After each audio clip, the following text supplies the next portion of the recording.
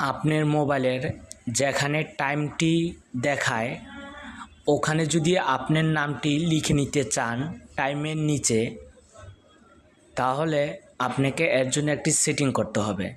তাহলে চলুন সেটিংটি দেখে নেই। সেটিংটি করার জন্য আপনি আপনার মোবাইলের সেটিং অপশনে চলে যাবেন। এরপর আপনাকে লক স্ক্রিন এবং ওয়ালপেপার অপশনটিতে ক্লিক করতে হবে। এরপর আপনাকে লক স্ক্রিন সেটিং অপশনটিতে ক্লিক করতে হবে। এরপর আপনাকে কাস্টম লক স্ক্রিন অপশনটিতে ক্লিক করতে হবে। এরপর টাইমের নিচে যে লেখাটা দেখবেন বা যে বক্সটা দেখবেন ওই বক্সটার উপর একটু ক্লিক করবেন। করার পরে এরপর নিচের দিকে সিগনেচারের পাশে পেন্সিল আইকন এটাতে ক্লিক করবেন।